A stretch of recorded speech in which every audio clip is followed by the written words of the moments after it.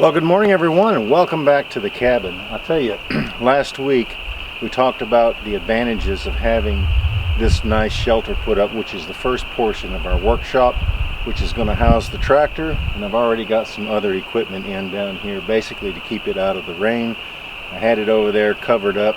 I still cover it up somewhat in case the rain is blowing, but it is really nice to be able to have a place now not only to park the tractor and some of the tools, but to be able to get in underneath and work under, just in case it rains. But I'll tell you what, you hear that in the background?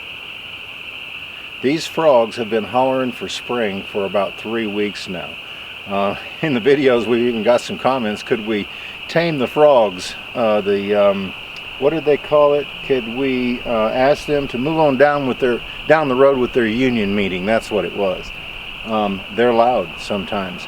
That whole bottom and down around the creek there is just full of frogs, tadpoles, you name it, it's down there. But I have a feeling, because of the way that the weather is, it's fairly warm today. I really probably don't need this on, but I kind of feel like spring is not far away. We've had a real abrupt, and I think it's probably going to get cold again, but I think that winter pretty much is over with, and we'll probably have an early spring. But that also means that planting season is just around the corner, and I'm going to have to get busy getting prepared for that, working on this carport that I'm starting, and continuing to work on the timber frame workshop. But like I said, I got to feeling guilty because the truck that I have is very expensive and it's been sitting out. So since I've got something now to house the tractor, I figured I'd take a short break from this, build just a carport, kind of like I did the outdoor kitchen, have a place to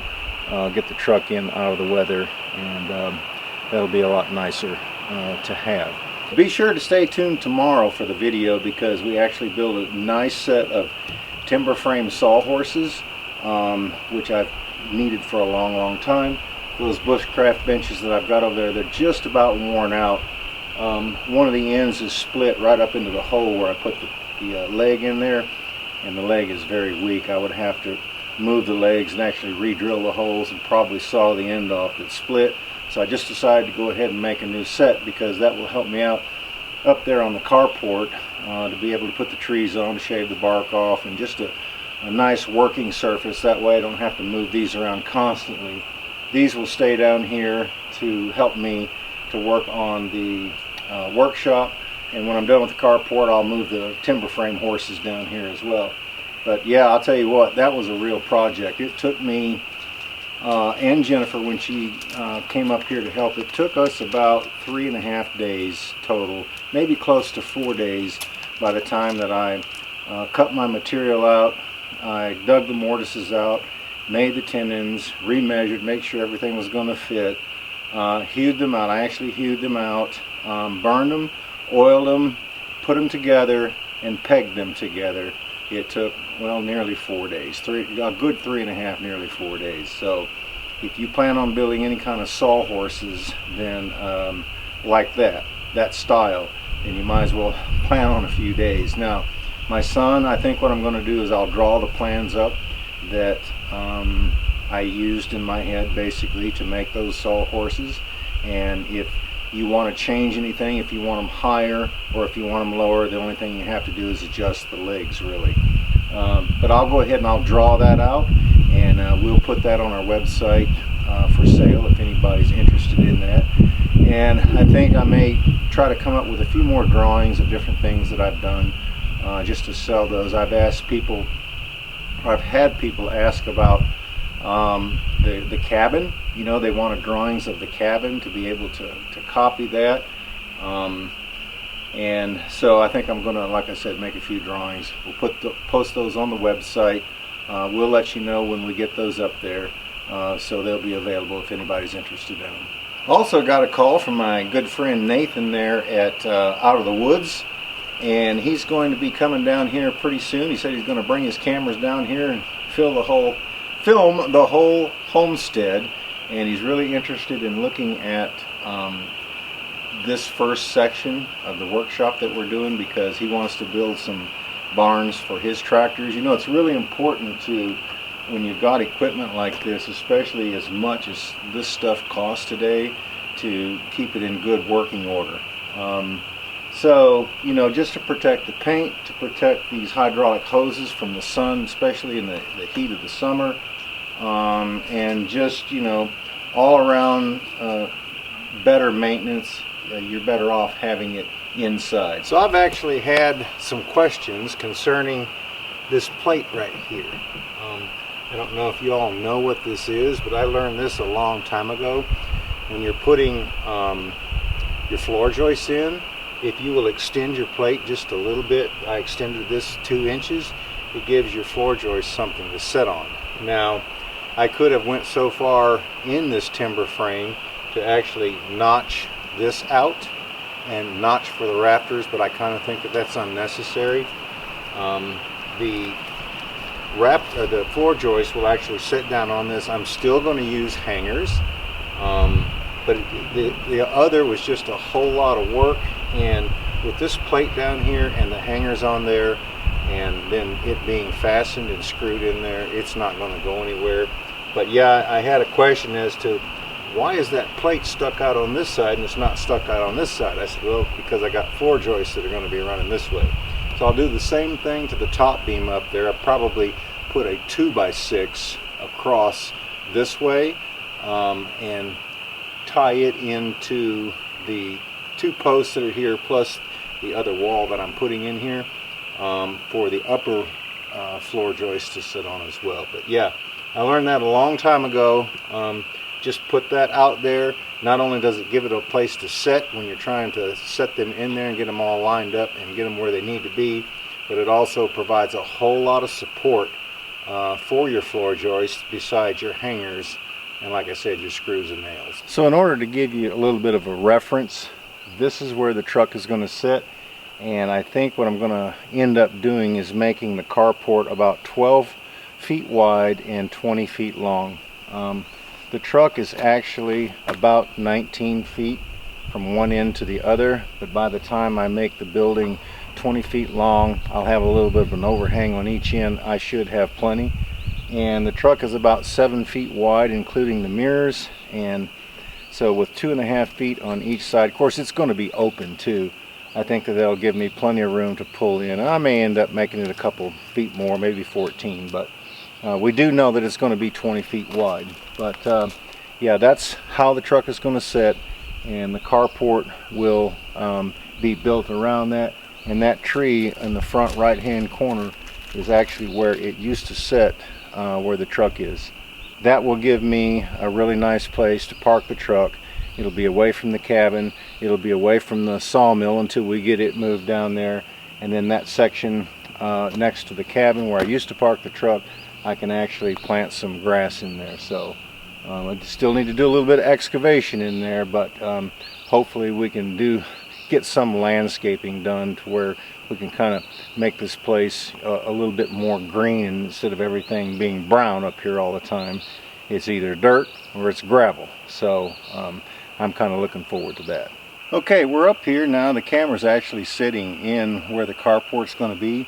This is the tree that I saw down last week that we had so much trouble out of.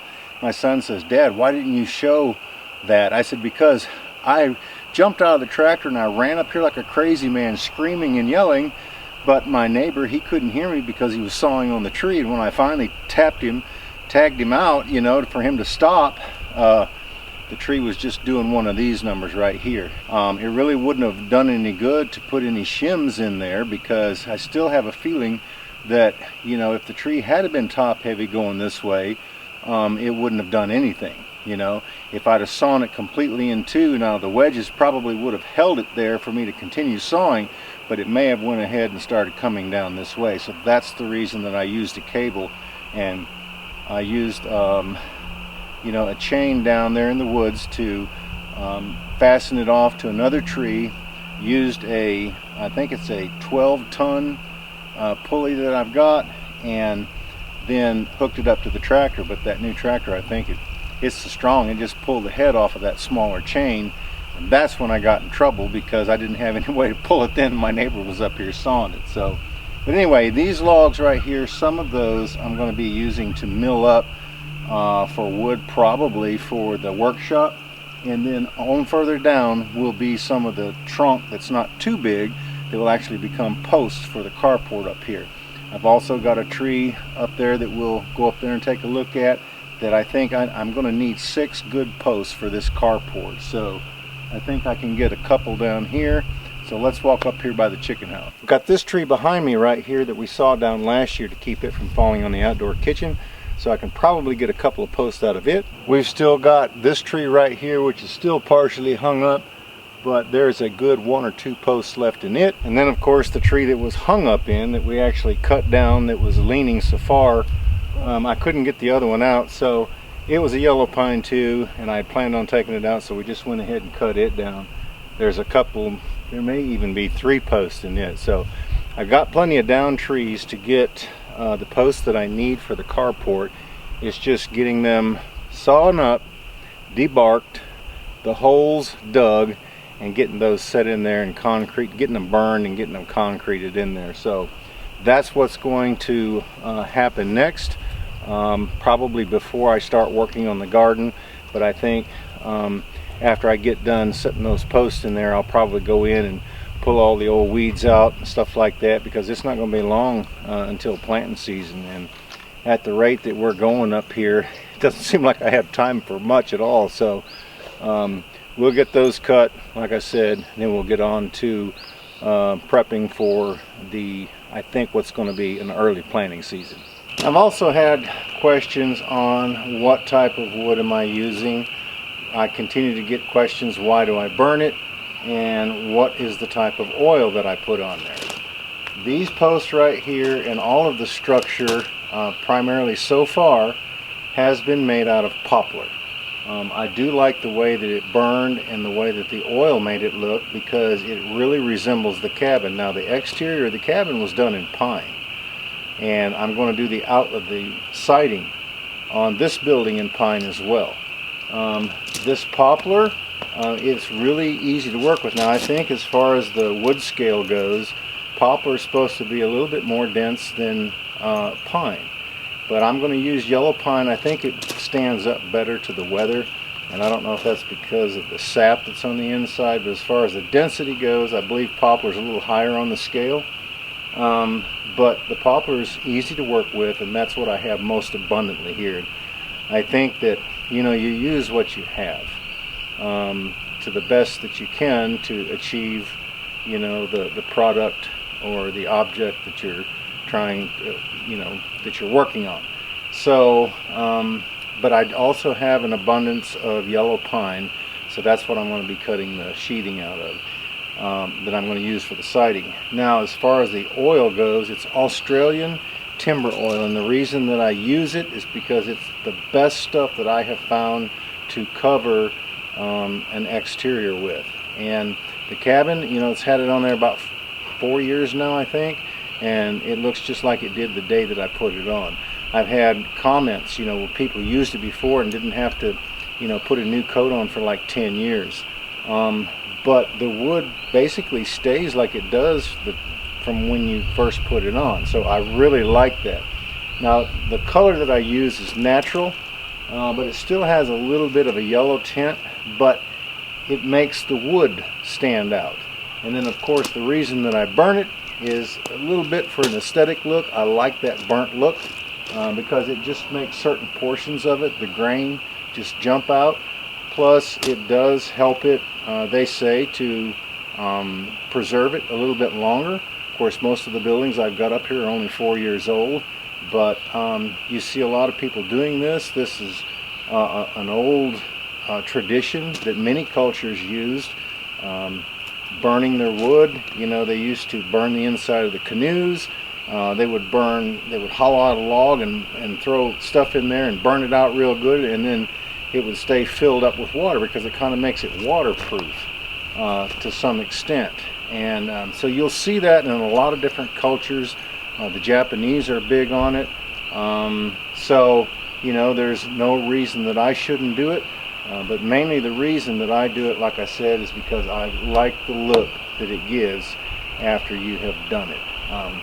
Especially when you put the oil on there. Now the other thing too is I had a question, do I brush the charring off after I get done burning it and before I oil it. No, I don't, because I don't burn it that long to where I've got a bunch of chaff that I'm going to have, or dust that I'm going to have to brush off of there. Now the logs that we used on the cabin, I did burn them more, and yes, we did brush those down before we stained those. But these right here, I don't do it enough to, as far as I'm concerned, warrant actually brooming it off. You can if you want to, I don't. And this is the result right here. Nothing comes off on your hands after that oil goes on and it dries, or it soaks up in there. But no, I tell you what, I really like this look, and I really like, I'm really starting to get into hewing things out too, because it just, to me, it gives it a much better look. Leave me some comments what you like the most. According to the last video, we had a lot of folks that like the smooth sawmill look, but we also have a lot of folks that like this hewn look. But anyway, leave me some comments if you didn't last time on what do you like better. Do you like a smooth sawmill look, or do you like a rough hewn look? So with working on those sawhorses all week, I haven't got around to anything else. This video is just a bit of an update. If you like this kind of stuff, we invite you to click up here in the top right hand corner of when we started the build on the workshop here, to be sure and catch up on, so you know where we're at with the building. Folks, we really appreciate it. Thanks for watching, and we look forward to seeing you back up here at the cabin again next time.